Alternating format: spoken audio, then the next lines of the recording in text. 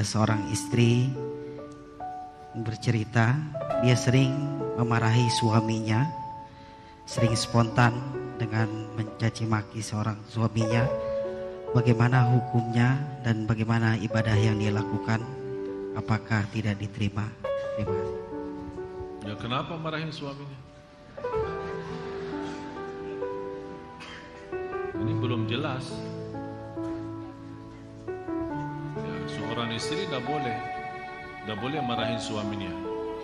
Bagaimanapun keadaan suami, banyak kekurangannya, tetap istri menjadi di posisi yang lembut, kasih sayang sebagai wanita.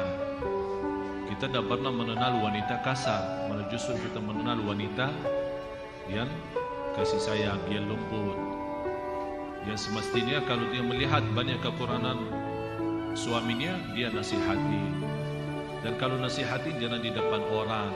Nasihatin juga mengambil posisi. Kapan kira-kira baru datang dari kerjaan, kita tahu suami saya tidak salah. Terus baru datang dari kantor, capek, habis macet. Langsung, ini ada yang saya mau bicarakan. Apaan? Dia pasti tidak ada respon. Kamu tidak pernah mau dengar saya, ini kamu begini, kamu. Ya, kamu yang salah. Karena tidak mengambil waktu yang tepat. Coba kalau dia habis istirahat, habis mandi, sudah disiapin makan, sambil dipijitin kakinya habis makan. Mas, ada yang saya mau bicara ya, boleh enggak?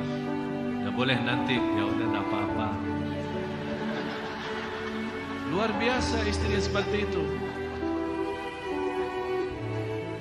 Bukan pas datang langsung dia buka, dari mana kok kelamaan, malam-malam datang, di telepon dah aktif-aktif.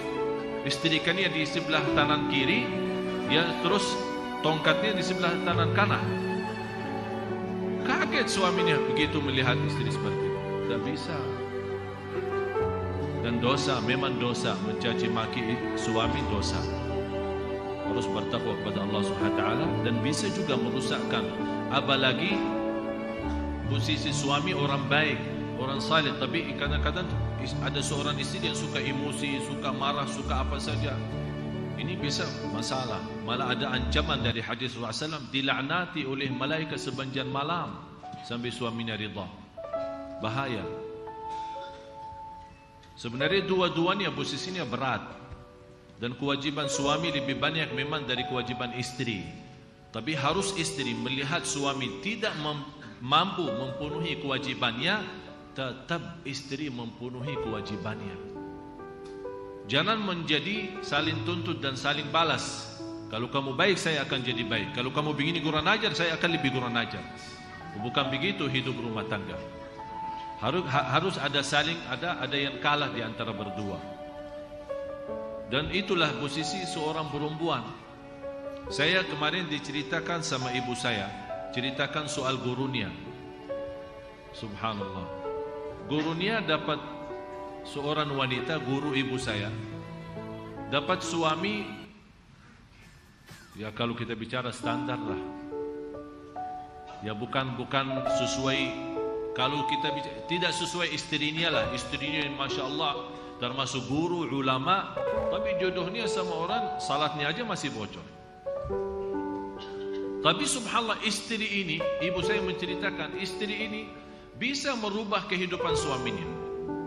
Sampai di antara cerita, demi Allah, kata gurunya sama ibu saya, demi Allah, tidak pernah suami saya membagi pakaian kecuali tangan saya yang memberikan pakaian.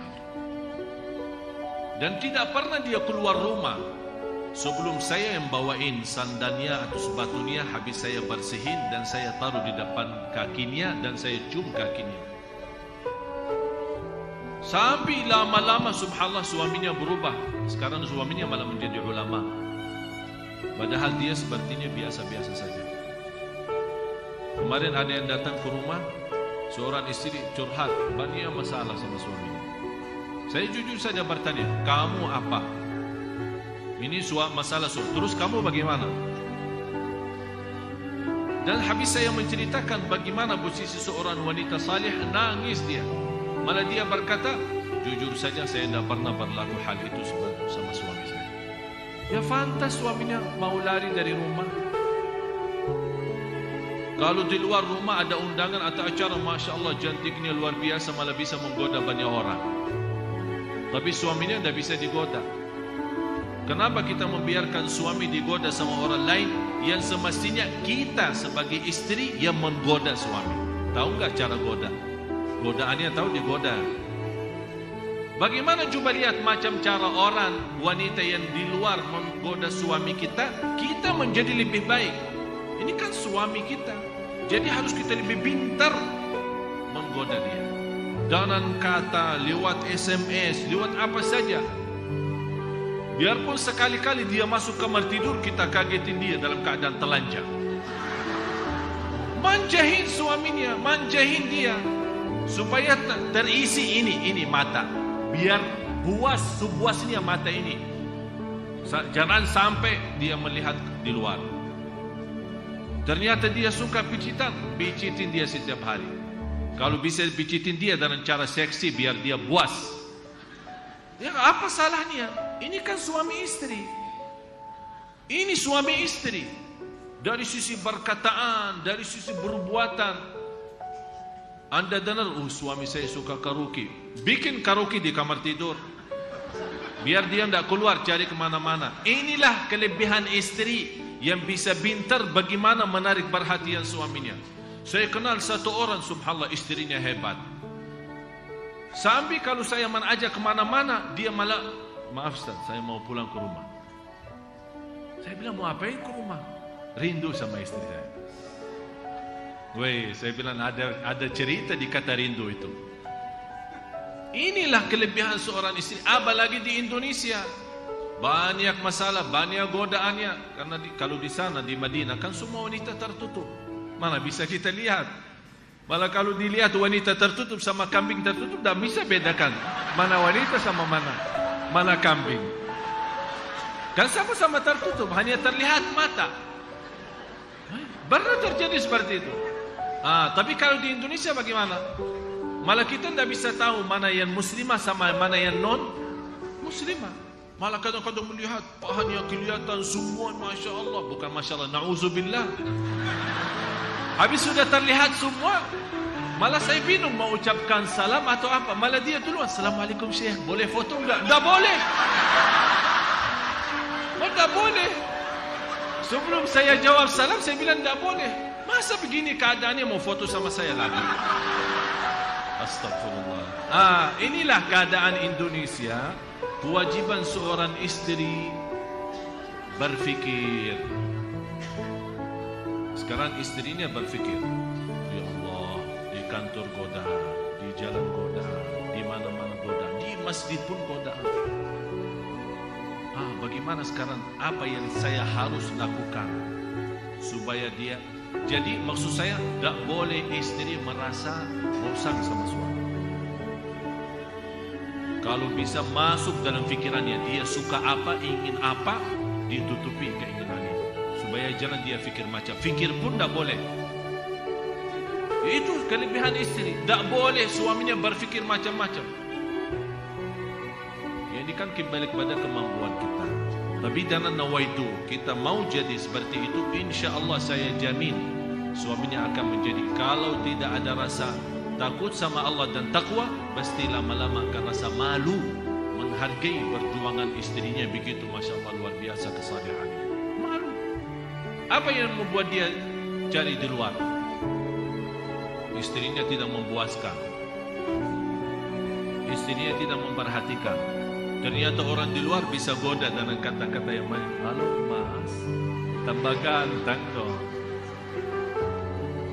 Tapi kalau coba istrinya yang selalu SMS duluan, melihat SMS yang lain dihapus, tidak pernah diperhatiin, tidak pernah diresponin, karena dia tahu istrinya jauh lebih hebat. Oleh karena itu jamaah sekalian, saya, ya Allah, betul-betul saya mendoakan semua yang berkeluarga, yang berumah tangga, semoga insya Allah terus sakinah mawaddah rahmah. Tapi mohon maaf, sakinah mawaddah rahmah itu tidak bisa datang dengan doa. Harus ada usaha dari dua-duanya, bukan hanya dari istri. Jadi saya mohon maaf tidak memberatkan ibu-ibu saja. Semua sama-sama. berusaha. Dan wal kalimatu thayyibatu sadaqah, bersabda Rasul, perkataan baik itu sedekah. Sekeras apapun suami kita, dengan kata yang lembut istrinya akan Allah pecahkan kekerasan itu. Dan sebaliknya, sebagaimana kekerasan istri dengan perkataan yang lembut daripada suami akan Allah pecahkan kekerasan itu. Itulah yang baru kita hidup enak, nikmat. Dan harus ingat satu hal, kita di dunia ini hidup sebentar. Nikmatilah berumah tangga. Nikmatilah di rumah tangga. Karena ini hidup sebentar. Besok kita meninggal dunia. Nanti kalau kita meninggalkan nama yang baik akan didoakan. Kalau meninggalkan nama yang buruk akan didoakan sebagai celaka lagi di akhirat. Wala haula wala quwwata illa billah.